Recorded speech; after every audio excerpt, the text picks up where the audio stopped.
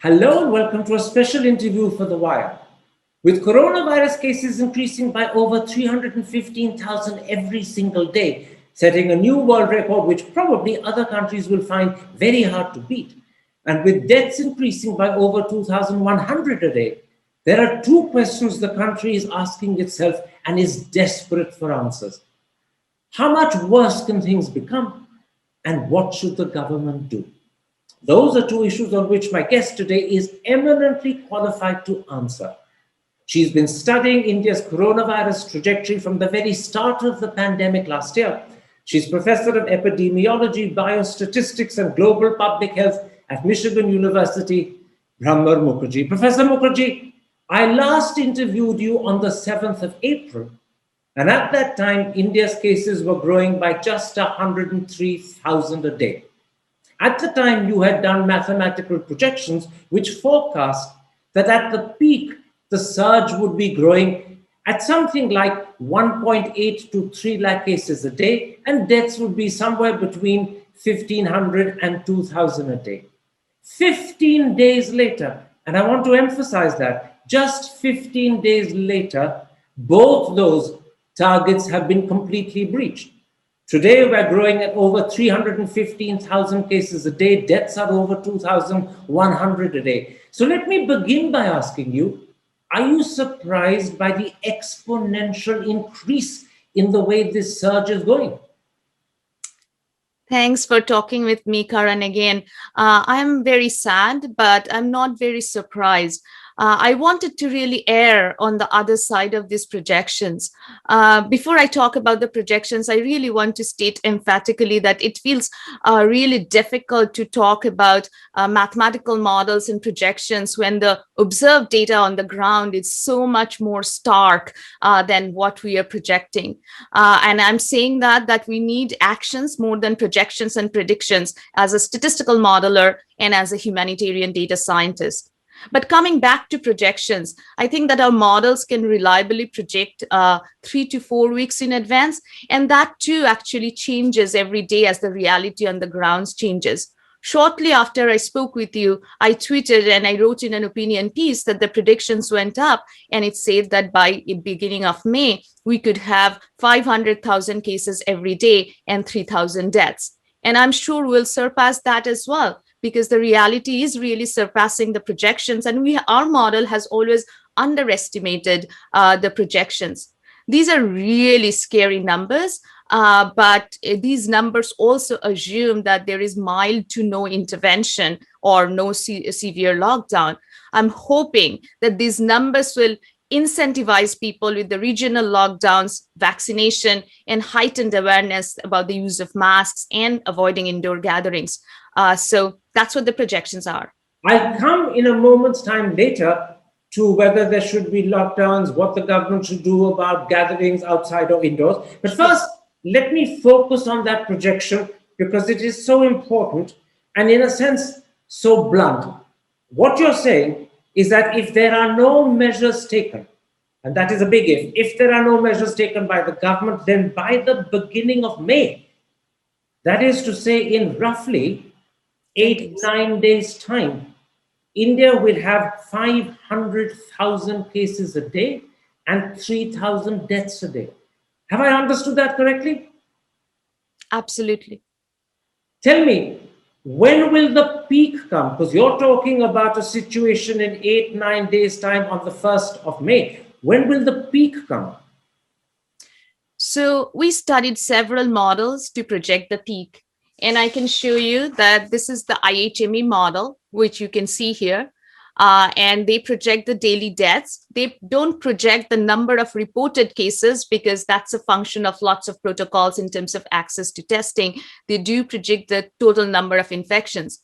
Our model, as well as their model, predict a peak towards the middle of May in terms of number of infections and towards the second half of May for the number of deaths.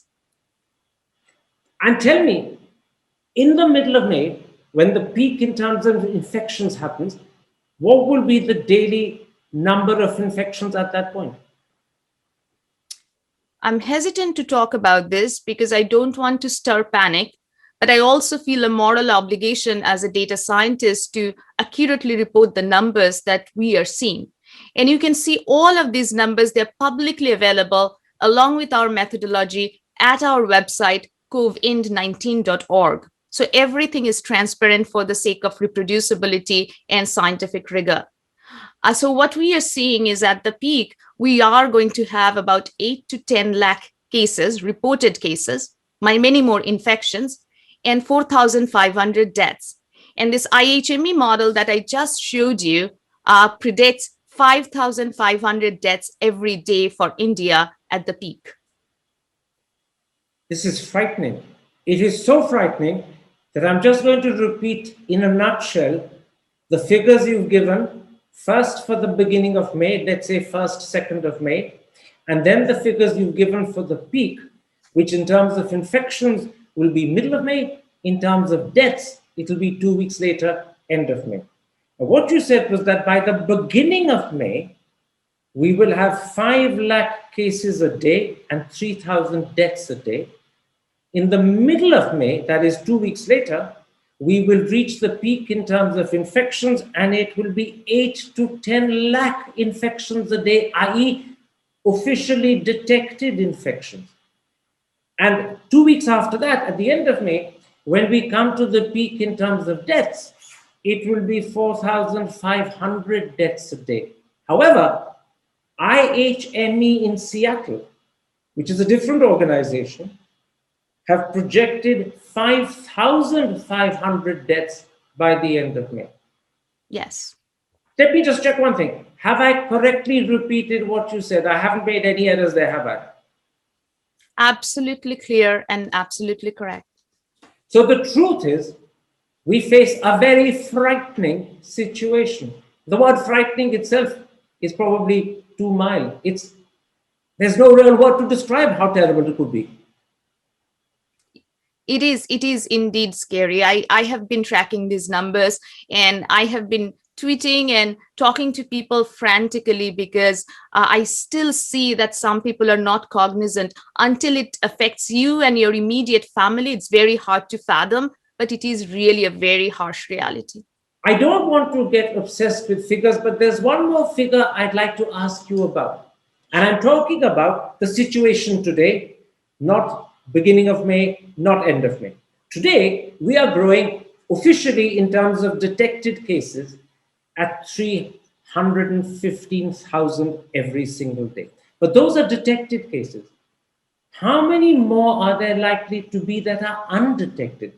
And before you answer, let me tell you what is the speculation in India. Professor Gautam Menon says that in fact, undetected cases are likely to be 20 or 25 times more. The Sero survey released by the government in February suggests undetected cases could be 27.5 times more.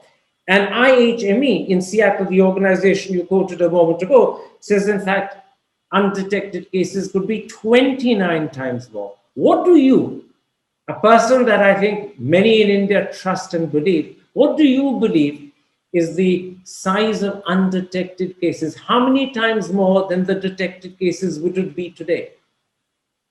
So I want to say that there is a lot of variation across India in terms of this detection rate, but overall nationally, we have always estimated the underreporting factor to be somewhere between 10 and 20, and it depends on where you are on the virus curve.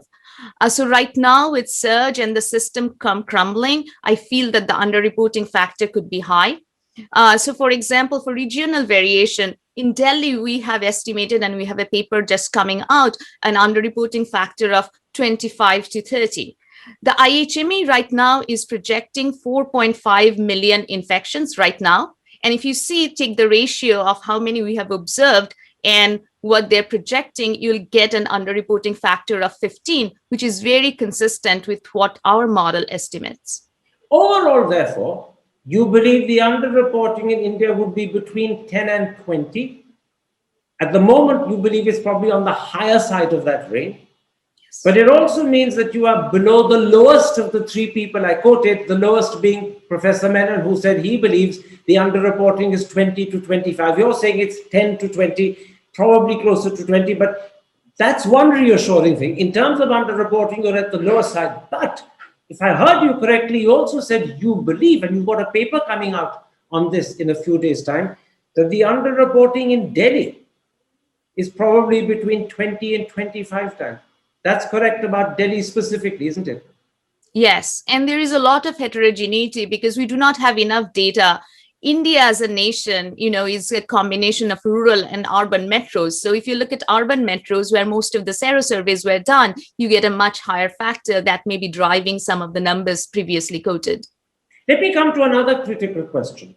Do we today, or rather do you today, have a clearer idea whether this incredible surge in India is being fueled and driven by mutant strains? And I suppose I'm talking particularly about two mutant strains, the double mutant that has been found in Maharashtra and seems to be spreading there fairly furiously, and the UK variant that's been found in Punjab and has spread pretty furiously there. Do you believe the surge in India is driven by mutant strains, or do you think there are other explanations?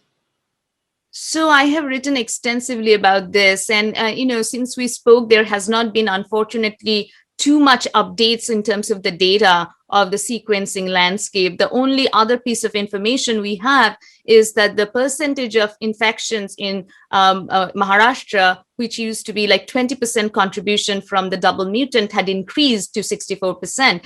And I surmise so when we last spoke. So how quickly this mutant is replacing the original strain indicates that this is a transmissible, highly transmissible virus. And again, incorporating all the other factors, waning immunity, reinfection, cross-infection, unless we assume that there is something more highly transmissible, it's very hard to explain this really vertical exponential surge. Also, what I noticed from just anecdotal evidence is that families are getting infected, like cluster infections are much higher this time than the previous wave.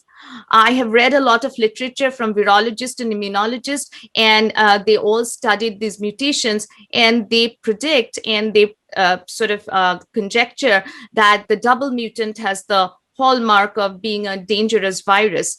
And so, but at this point, without further data, without a spatiotemporal map of the mutation distribution, I think all of this evidence is circumstantial. Absolutely. I take that point, but what you're saying is, in the absence of hard data, circumstantially speaking, or maybe I should say logically speaking, it does look as if this incredible surge, where the numbers are literally going up vertically, has to be driven principally by mutant strains, although there are bound to be other contributory factors as well. Have I understood that correctly? Absolutely. I just want to add that there may be regional variation in terms of the different dominant strains that we are seeing in different parts of India. And so we really need to understand that landscape and how quickly they're becoming dominant. Now, while I'm talking to you, in the last 2 days, the papers have begun to report another mutant strain. They're calling it a triple mutant this time. It's being dubbed by the Times of India as the Bengal variant, and its number is B1618. What do you know about this, and how worried are you about it? I do think that it's not unexpected that you're going to see more mutations. So I don't want to be unnecessarily worried. I really want to study the properties of the virus in terms of transmissibility, lethality, in terms of how the clinical manifestations change, because it's not just the transmissibility. Do you think that you have to tweak your vaccines or your treatments or even the tests that are detecting, because the RT-PCR tests may not be optimized? So we need more data, and I'm not going to throw a dart in the darkness. I take that. That's a very fair answer. It is too early to comment authoritatively on what they're calling the Bengal variant, the triple mutant, the number being B1618. Let's now move to steps you think the government should take. First of all, given the incredible vertical surge in the numbers, given the fact that hospitals are full, given the fact that, in fact, critical medicines and oxygen are in short supply, should the government declare a nationwide lockdown? So I feel, Karan, the ship has unfortunately sailed a bit far. But we still have to try to turn this around because we cannot just give up. I think we made two colossal mistakes, not ramping up vaccination in February and March when the virus curve was at its valley and lower, and not intensifying our messaging with respect to intervention measures and taking it seriously when we actually saw the data. For a long time, we actually, all of us tried to predict and explain the mysterious decline. But in February, we started seeing the uptick, and not taking that seriously was a huge mistake. We continued with our lives. We lived in data denial. We continued with religious festivals. We continued with our cricket matches. We continued with our shopping. We continued with our election rallies. And I feel like right now we are seeing regional lockdowns, and we have to really intensify lockdown measures as new hotspots come up. For example, Uttar Pradesh, Bihar are going to see large number of cases. West Bengal is coming up as a emerging hotspot. So we really have to think about regional lockdowns because national lockdown may not be feasible here. But if we do not really intensify, we may head towards national lockdown and there may not be any other choice left. That's a very clear answer. At this moment, your advice is regional lockdowns stringently observed and quickly done. Quickly done. But if that doesn't happen, we'll be forced into a national lockdown. But you also said, and I think it's very important people should have that repeated, that the ship may have sailed a bit too far. That is worrying. In other words, we are too far out at sea to be able to pull back into safe harbor.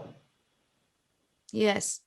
And that's the treacherous thing about this virus, right? You cannot wait to see all the reality on the ground to act. You have to really do proactive thinking instead of reactive measures. And that sadly didn't happen. I don't want to go into it, but it's no great secret that this government didn't believe there would be a second spike, even though every single major country has had second and third spikes.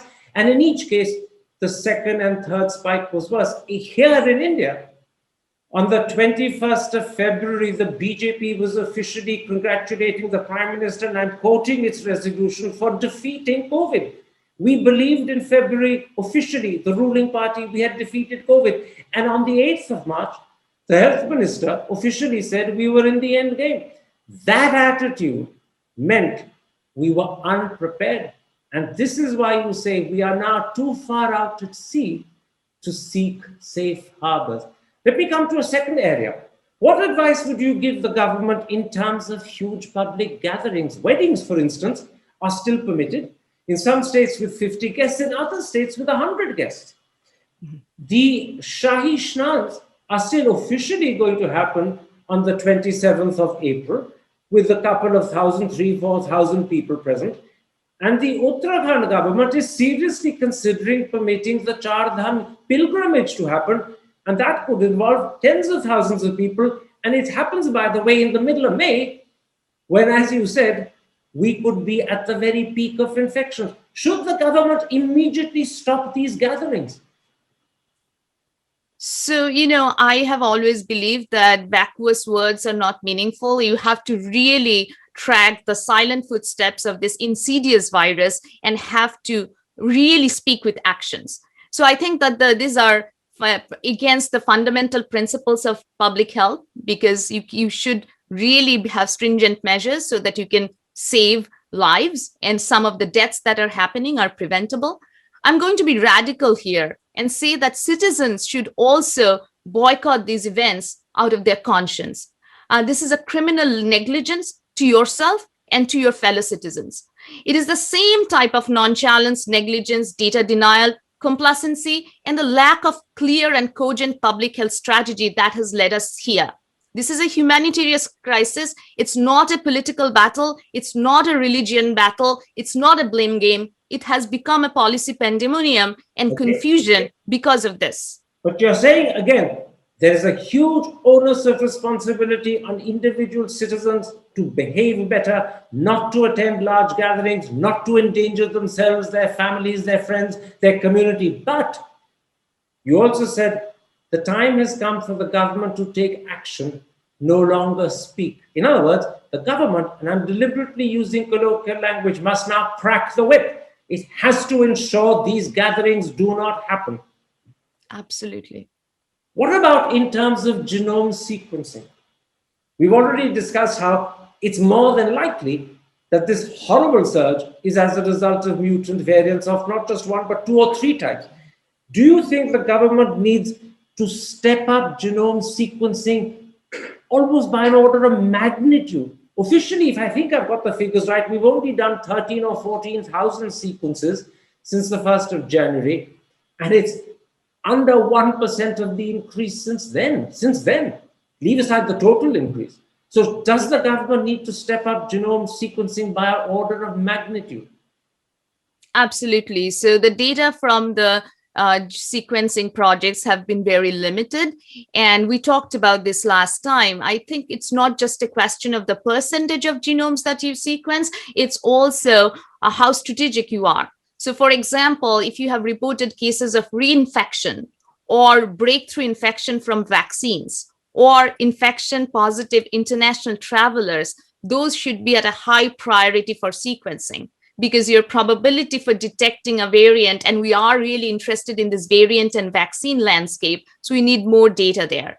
And India needs to deposit more data to the International Genetics Consortium for everybody to look at the data, because as we know that the UK variant is coming to India, the Indian variant is going to UK, and we really need international partnership and India as a strong contributor with genetic data so that everybody in the world can benefit from this data.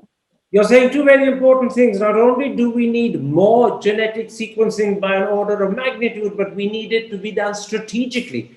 And that's very important. But coming right to the end of this interview, Professor Mukherjee, let me ask you just 2 questions. How worried are you by the situation in India? And I implore you, give me a truthful answer, even if it's hurtful, even if it's worrying. How worried are you by the situation in India? I'm really worried. I'm worried for my family. I'm worried for my parents. I am worried for all my loved ones. It is really hard to see the countless lives that are being sacrificed when in a few months we may have copious amounts of vaccines. So it is just seems like a public health nightmare. I'm also worried about not just this wave, about future waves, because this is not the last wave and this is not the last pandemic. And are we prepared as a country for a COVID adaptive future and invest in public health infrastructure? I think we need to have a plan and be able to execute our plan. So we are going to be dealing with random mutants. We are going to have to integrate sequencing into epidemiologic surveillance. We have to have a plan to outsmart these variants in this virus with vaccines. And we just need some time so that we can save lives. And I feel very unfortunate with the situation that is unfolding in India. And the fact that the distribution of loss and loss of lives is never equal. My last question, Professor Mukherjee. How worried are you about the way the situation is being handled in India? I don't believe in assassinating somebody or dissecting the problem. And I have to sort of say some of the positive things that have happened. For example, opening up the vaccine market to international partners, to have really opening up to 18 plus. But as you are opening up, if you're increasing demand, you really have to think about supply. So some of these policies have to be bolstered with rationale. And now I'm a little worried that with this opening up with 18 plus, then all the state governments may have to navigate for vaccines where they're already struggling to ensure oxygen supply. So I feel that there has been some important steps, and I do believe that everybody is sincerely trying. But the fact is that there has been huge mistakes here which have been made, and we cannot rewind time, and we cannot really retract Kumbh Mela, cricket matches, massive election rallies. The list goes on. I feel like we saw the tidal wave coming, but we only have picket fences to stop it. And India as a country should not be in this position. So I also feel that there is public has a role to play in public health. There is a sense of fatalistic surrender to destiny or sheer negligence and nonchalance. And it's really feels helpless. And I also feel, I get the sense that every citizen is on their own. There is no safety net. Everybody is trying for his survival. There's no social support. There is no accountability. Or there is, I really want to see that. I would love to see a scientific briefing by the government, really supported with data and science, and also sending a humanitarian message. My last point, I want to say that this is a global crisis. Other international countries, other international leaders should help India, should help Brazil with vaccines, with oxygen, with COVID care supply. Okay. Our health is really interconnected. You said something very interesting, and I want to pick up on it. We saw the tidal wave coming, provided we wish to open our eyes and recognize it. Either we were myopic and closed our eyes, or worse still, we deluded ourselves into believing that when the tidal wave comes, we can surf it. Instead, it's now crashing around us and we're in danger of drowning. And you also said something else. It looks to you from that distance in Michigan as if it's every individual citizen left to himself and there is no safety net. That is deeply worrying. And you put your finger right at the beginning on something that I mentioned. You were very worried about the fact that vaccination from the 1st of May is being opened up to everyone over the age of 18.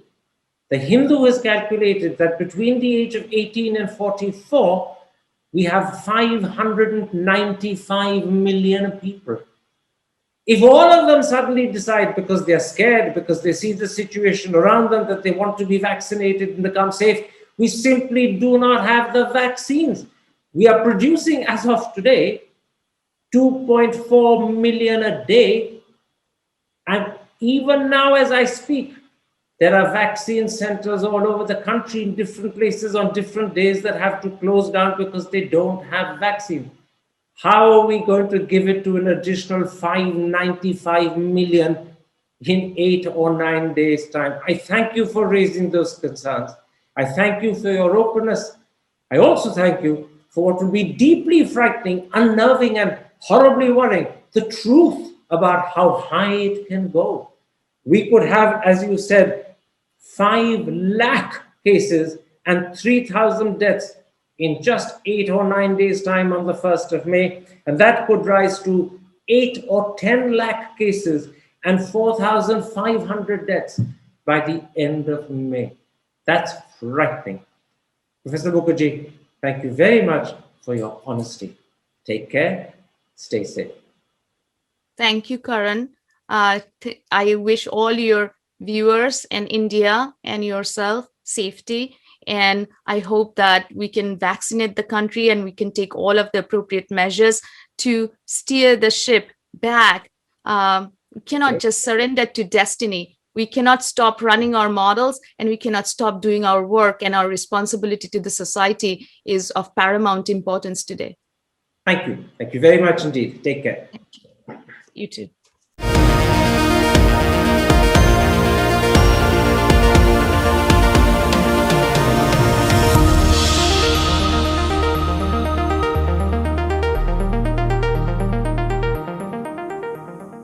ಹೆಚ್ಚಿನ ವಿಡಿಯೋಗಳಿಗೆ ಪ್ರತಿಧ್ವನಿ YouTube channel subscribe ಮಾಡಿ, bell icon click ಮಾಡಿ.